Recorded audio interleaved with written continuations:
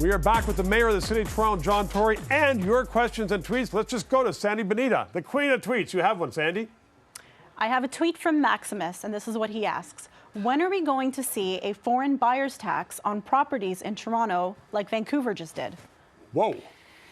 I'm not sure we are because, look, I am part of a committee. I'm not part myself, but the city is part of a committee with the federal finance minister, the province of Ontario, and Vancouver, because they're the two markets in the country where there have been, problems with escalating housing prices.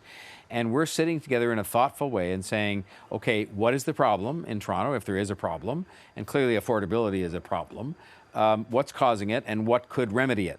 And I've said very honestly, I'm just not prepared to sort of say, well, we're going to have a foreign tax because Vancouver has one or because people think that's what's behind what's going on with rising prices in this marketplace.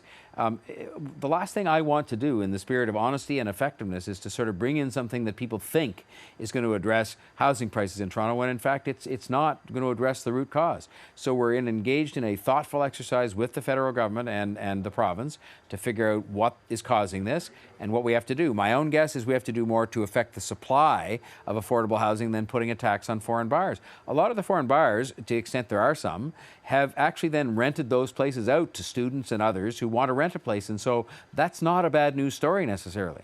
In Vancouver, they're having many more units that were being bought by foreign buyers and left vacant, including houses, just left empty. And that's not a good thing. So Vancouver is not Toronto and Toronto's not Vancouver, but I'm just telling you we're on this. We're working with the feds and the provinces, the province of Ontario, but we're not going to just do something because they did it in Vancouver or because it'll make people think we're doing something. We're going to do what is effective and what is going to address, whatever the challenge is that's in front of us. But I recognize there's an affordability issue. Okay, we're going to take a call. Prosh, keep on the line. We're going to come right back to you after we take another tweet from Sandy. Sandy. Another tweet, this one asks, what happens if there is a slowdown in house sales, considering how reliant the city is on land transfer tax funds? Well, look, I won't say we're not reliant, but the import of the question suggests that we're somehow reliant to the point where we couldn't afford to stay in business if the land transfer tax collection slowed down.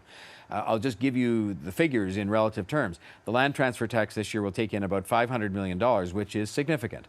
But property taxes will take in close to $4 billion, and other monies come from other places, including from the other governments and so on. The city's total budget, including capital, is about close to $14 billion.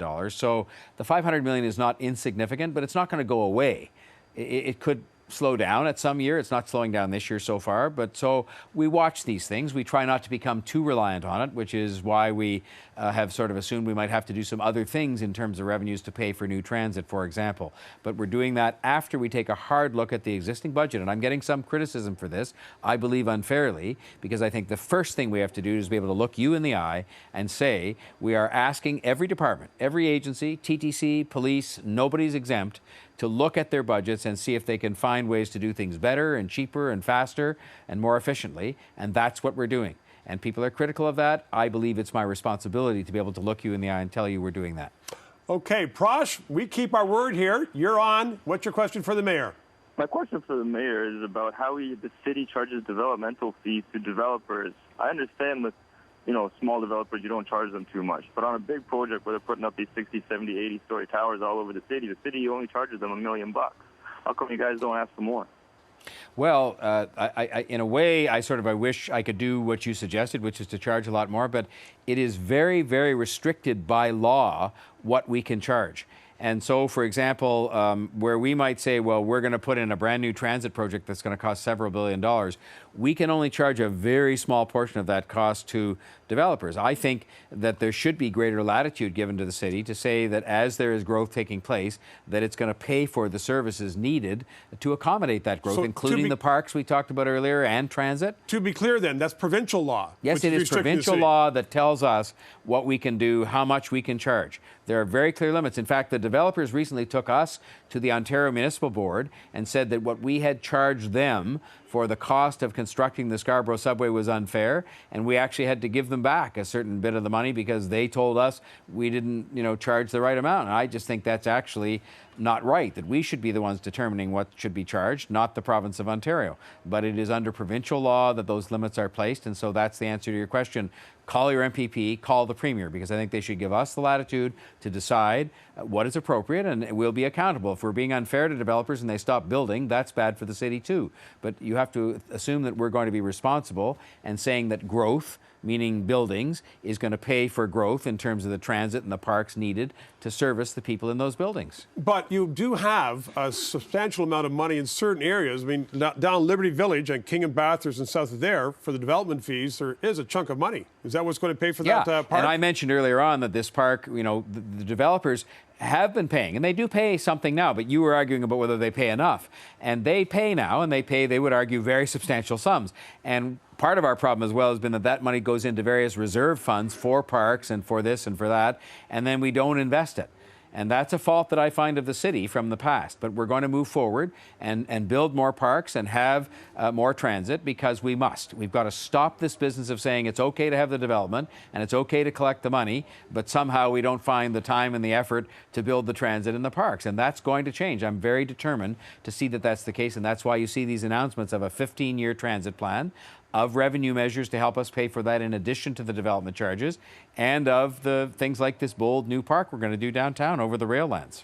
Okay, last break. We're going to take a quick one, and when we come back, more of your questions for John Tory.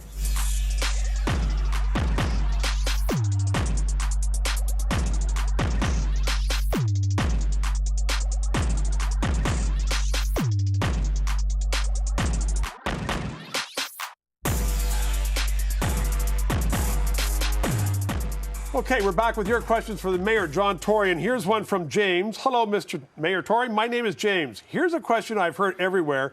No one can find an answer, or else they're laughing at the city.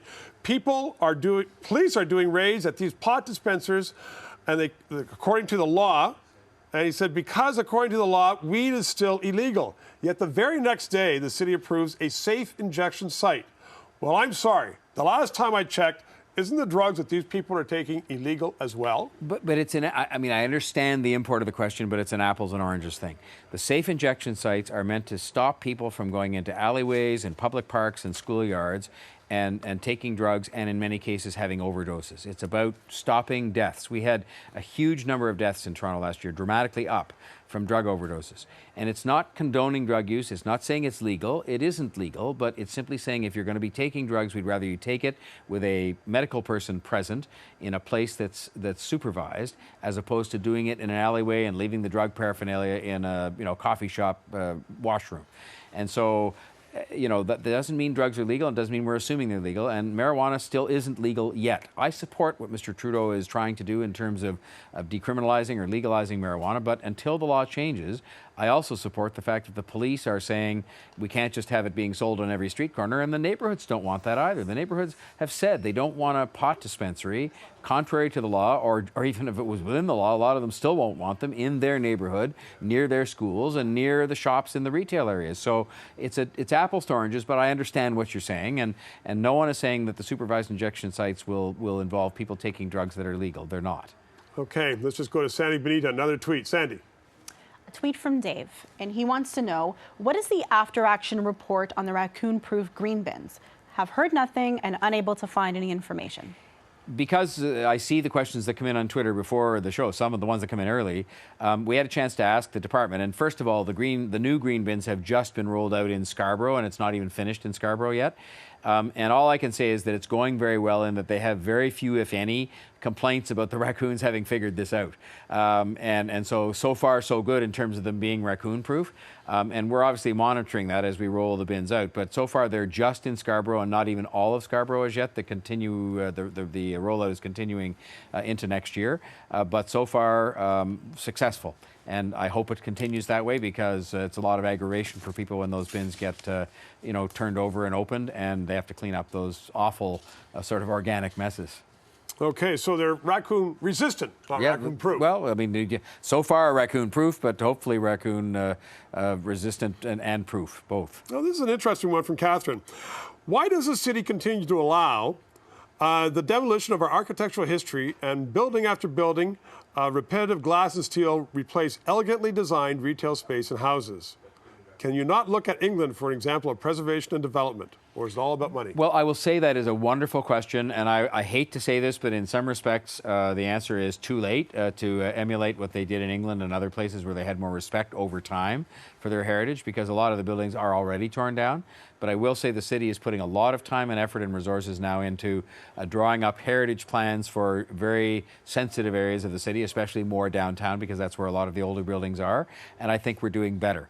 But I will say, if you read a book called The Ward, which is a very interesting book about Toronto's history, and you see the pictures in there of stuff that was allowed to be torn down over the years, it'll make you cry, because if some of those buildings had been preserved, they'd be gorgeous buildings. We'd be saying, tourists would be going to say, wow, look at this. But we allowed stuff to be torn down. You may not even remember, people are young enough, too young to remember, that there was a great movement to even tear down the old City Hall at one stage and just say, get rid of it and put a shopping mall there. And you can't imagine these things, but that was a lot of the attitude. I also have had quite an interest in and have asked our officials to do a better job, and they're now working at this, at having better design of buildings. Because I think if you look at places like Chicago, they do a better job of insisting on more innovative design, so the city is a remarkable place to look at. And we've got some great buildings, some not so great. So we're doing better, I hope, at both. It is a two-pronged thing, you're right. I mean, the TTC building, which used to be at 33 Yonge Street, was a marvelous brick building that got ripped down, and you're right, it was only by one vote that City Council saved Old City Hall. But so those can't be saved, they're gone. But some of the new buildings put up are just so boring. Well, and Jennifer Keesmaat, the chief planner, is doing some work right now, and I think they have a design panel that at my request and at her initiative as well, are looking at ways in which we can do better at achieving better design. And look, it costs some money to the very same developers we were talking about earlier on, but at the end of the day, we're building these buildings for 50 or 100 years, and the city has to look, I believe, sort of memorable and remarkable and interesting. And they've done a great job in a place like Chicago. We've done an okay job here, but not so great in terms of the overall quantity of outstanding design, and we can do better, and we will. Okay, and we can't do better, though, here because we're out of time. So, Mayor Tory, thank you very much. Lots of good questions. Thank you for all those questions and the variety. We have great viewers and we have great citizens. So we'll be back and do it again in a month. 4 weeks, we'll be back. Thanks very much, John Tory.